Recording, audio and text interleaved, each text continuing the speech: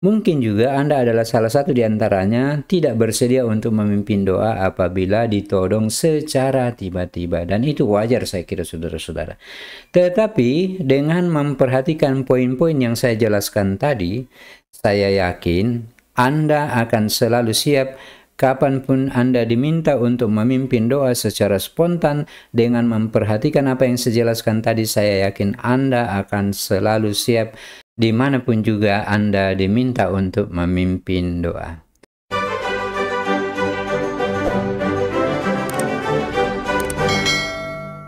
Salve, saudara dan saudari. Semoga hari ini berkat Tuhan berlimpah atas diri dan keluarga Anda. Berdoa saja kok ribet. Yang penting kan hatinya. Tuhan melihat hati manusia dan bukan dari kata-katanya. Sepintas lalu kata-kata ini memang benar, pernyataan ini memang benar. Untuk doa yang kita lakukan secara pribadi, ya terserah pada kita. Bahkan duduk, diam, mendengarkan suara Tuhan pun itu adalah bagian dari doa. Akan tetapi saudara-saudara, manakala kita diminta untuk memandu doa, entah itu doa spontan atau doa apapun itu, maka memang perlu kita memperhatikan beberapa hal berkaitan dengan doa Katolik yang resmi. Hal ini untuk mencegah jangan sampai kita menjadi batu sandungan bagi orang lain masuk ke dalam pencobaan, bahkan menjadi berdosa hanya karena kita tidak dapat memimpin doa tersebut dengan baik. Jadi pada kesempatan ini kita akan belajar untuk memahami struktur dasar dari sebuah doa versi Katolik, sebab di luar sana ada juga doa Kristen versi non-Katolik. Nah, tanpa berlama-lama mari kita melihat struktur doa dasar atau struktur dasar dari sebuah doa di dalam gereja Katolik. Kita lihat satu persatu. Struktur umumnya terdiri dari 8 poin di sini. Banyak sekali. Apakah 8 poin ini harus kita ikuti satu persatu? Ya, kalau bisa saudara-saudara kita ikuti. Tetapi manakala kita baru belajar memimpin doa atau baru belajar berdoa, ya boleh saja ada salah satu atau dua di antaranya yang hilang. Namun jangan bermasalah dengan 8 poin ini. Sebab yang nomor 1 dengan nomor 8 ini sama saja. Jadi sebenarnya intinya itu hanya pada 6 poin. Poin 2 sampai poin ke-7. 1. Diawali dengan tanda salib. 2. Pujian dan pengagungan atau mengagungkan Allah. Kemudian yang ketiga, ucapan syukur. Kemudian keempat, permohonan pengampunan. Yang kelima, barulah masuk pada permohonan. Kemudian keenam, penyerahan diri dan percaya pada kehendak Tuhan. 7. Penutup doa yang tradisional ataukah versi modern. Itu boleh dipilih satu persatu. Baik saudara-saudara, mari kita lanjutkan. Kita masuk pada poin yang pertama. Setiap doa Katolik diawali dengan tanda salib. Apakah benar doanya ketika tidak diawali dengan tanda salib? Ya tentu saja tidak benar kalau versi Katolik.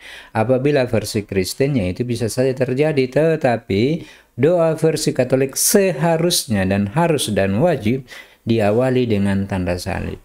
Poin yang pertama, doa Katolik harus diawali dengan tanda salib. Poin yang kedua, kita masuk pada pembukaan bagian awalnya, pujian dan mengagungkan Allah. Kita mulai dengan mengakui dan memuji akan kebesaran Allah. Contoh spontannya yang ada di sini, Tuhan Allah kami yang Maha Pengasih dan Penyayang, Engkau sungguh besar dan mulia. Atau dapat kita juga katakan, kami memuji Engkau ya Allah yang Maha Besar, yang Maha Mulia, yang Maha Pengasih, dan seterusnya. Atau ada contoh kedua di sini, kami memuji dan memuliakan nama-Mu ya Tuhan, karena kasih dan penyertaan-Mu yang tak pernah berhenti. Nah, mengapa bagian kedua ini penting harus ada? Sebab ya sama seperti ketika kita berkunjung ke rumah Pak Lurah, kita dulu buka dengan basa-basi di rumah Pak Lurah, barulah kita mulai masuk pada bagian-bagian berikutnya. Seharusnya lah itu juga dilakukan di dalam doa kita. Kalau kepada Pak Lurah saja kita melakukan pujian dan seterusnya, maka lebih-lebih pada Tuhan kita. Poin yang ketiga baru masuk pada ucapan syukur. Nah, setelah kita memuliakan Tuhan, kita masuk pada bagian pujian dan syukur kita kepada Tuhan atas segala berkat dan bahkan ketika kita di dalam kesulitan. Contohnya di sini ada dua yang saya berikan. Terima kasih Tuhan atas kehidupan, kesehatan dan segala yang telah Kau beri kepada kami pada hari ini atau kepada aku pada hari ini. Terima kasih kepada Tuhan. Syukur dan terima kasih. Poin yang ketiga. Kemudian di bagian berikutnya contoh yang kedua, meskipun hari ini tidak mudah, aku tahu Engkau tetap menyertaiku dan aku bersyukur akan hal itu. Jadi tetaplah bersyukur saudara-saudara sekalipun kita dalam keadaan baik dan kita dalam keadaan kurang baik. Jadi 1 tanda salib, 2 memuliakan Tuhan, 3 pujian dan syukur kita kepada Tuhan atas kehidupan, atas napas yang masih kita dapatkan dari Tuhan. Masuk pada poin yang keempat, permohonan pengampunan. Nah, mengapa bagian ini harus ada saudara-saudara? Karena di bagian berikutnya kita akan masuk pada permohonan intensi khusus kita. Nah, supaya doa kita itu layak diterima oleh Bapa yang Maha Kuasa, oleh Tuhan Yesus, maka selayaknya lah kita membersihkan diri terlebih dahulu, barulah kita menyampaikan permohonan kita. Sebab adalah tidak mungkin untuk langsung mengatakan, Tuhan berkatilah makanan dan minuman ini, sementara kita belum membersihkan diri kita untuk menyantap makanan tersebut. Maka di bagian keempat ini permohonan pengampunan dosa dari Tuhan. Sebelum kita masuk pada permohonan, ampunilah kami ya Tuhan atas pikiran, kata dan perbuatan kami yang menjauh dari kasih-Mu. Atau ada contoh yang kedua, kami sering gagal menjadi saksi kasih-Mu, tetapi kami mohon pulihkanlah kami. Pulihkanlah kami di sini artinya ampunilah kami. Nah, setelah kita mengajukan pengampunan, kita berharap bahwa Tuhan sudah mengampuni kita. Setelah kita diampuni oleh Tuhan, barulah kita masuk pada permohonan kita kepada Tuhan. Inilah intinya. Nah, mengapa kadang-kadang orang bingung ketika berdoa? Sebab yang dia ingat hanyalah pada poin nomor 5 ini. Bagian 2, 3, 4-nya tadi dia tidak kepikiran, sehingga kesannya doanya diulang-ulang karena terlalu singkat apabila langsung amin. Sehingga karena hanya yang diingat adalah permohonan, ya permohonannya menjadi panjang lebar dan seterusnya, sementara bagian-bagian lain itu sudah tidak ada. Di sini ada contoh permohonan, menyampaikan isi hati dengan jujur. Ya Tuhan, aku serahkan pekerjaanku hari ini ke dalam tangan-Mu yang penuh berkat. Artinya, kita memohon berkat atas pekerjaan kita pada hari itu. Tolong sembuhkan saudara kami yang sedang sakit. Tapi ini intinya ya, intinya.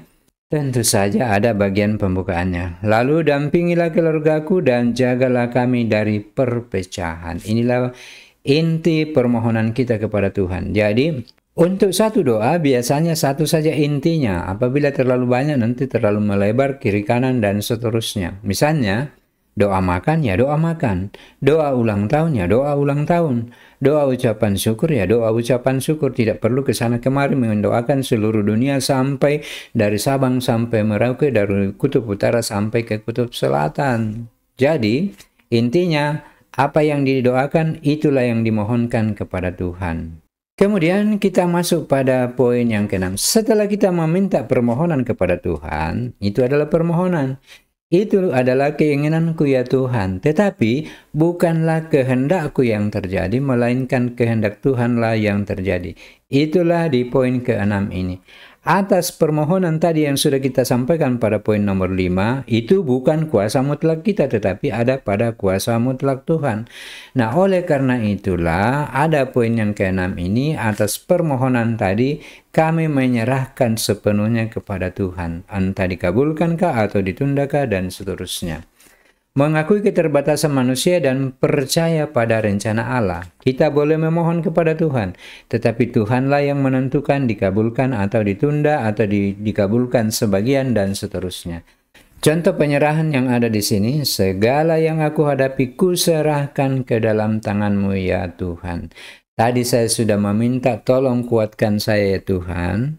Tetapi karena saya ini manusia lemah penuh dengan dosa, maka segalanya saya serahkan kembali kepada Tuhan. Tuhanlah yang menentukan apakah doa permohonan saya tadi itu layak untuk dikabulkan. Contoh yang kedua, biar rencanamu yang jadi bukan rencanaku. Aku percaya engkau tahu yang terbaik untukku misalnya. Jadi sama seperti Yesus yang berdoa di Taman Getsemani. Dia mengatakan, sekiranya bisa, biarlah cawan ini berlalu daripada aku. Itu adalah permohonan. Tetapi pada akhirnya dia masuk pada poin yang ke-6 ini. Tuhan Yesus mengatakan, tetapi bukan kehendakku yang terjadi, melainkan kehendakmu lah yang terjadi. Itulah bentuk penyerahan Tuhan Yesus kepada Allah Bapa ketika berdoa di Taman Getsemani. Dan itu patut kita contoh dengan melihat pada poin yang ke-6 ini. Kemudian kita masuk pada poin yang ke-7. Inilah bagian penutup. Ada dua macam. Ada penutup resmi seperti di gereja, seperti di liturgi Ekaristi di gereja, atau di penutup-penutup doa yang umum terjadi ketika Bapak Pastor misalnya memimpin doa tersebut. Dan ada juga secara tradisional yang mudah. Bagi saya lebih mudah yang versi tradisional. Karena yang versi modern ini, versi resmi, kadang-kadang kita keseleo di sana. Contoh. Di sini di poin yang pertama adalah versi modern yang ada pada saat ini yang umum digunakan. Dengan pengantaraan Yesus Tuhan kami yang hidup dan berkuasa bersama Dikau dalam persekutuan Roh Kudus Allah sepanjang segala masa. Ini adalah penutup dengan versi menggunakan Tritunggal. Atau ada pilihan yang kedua yang saya pikir ini mudah sekali. Ini yang disebut sebagai versi tradisional. Setelah bagian tadi, poin ke-6 tadi, penyerahan kepada Tuhan, lalu kita lanjutkan dengan mendoakan doa Bapa kami kah, atau doa Salam Maria kah, atau kemudian kemuliaan kah yang diucapkan secara bersama-sama ataupun kita sebagai pemimpin doa. Lalu kemudian setelah itu penutup ini, lalu kemudian kembali ke poin yang ke-8. Jadi saudara-saudara, walaupun panjang lebar, tetapi sebenarnya intinya itu hanya 6 tadi. Poin 2 sampai pada poin 7 penutup doa, baik itu secara tradisional ataupun secara modern seperti yang biasa kita lihat pada saat sekarang ini. Lalu kemudian bagian paling akhir ditutup dengan tanda salib dalam nama Bapa dan Putra dan Roh Kudus. Amin. Selesai. Tidak sulit untuk memimpin doa apabila kita memperhatikan struktur tadi. Sampai di sini video kita pada kesempatan ini. Semoga video ini bermanfaat bagi Anda. Sampai jumpa di video berikutnya. Salam sehat dan semoga Tuhan Yesus memberkati kita semua. Amin.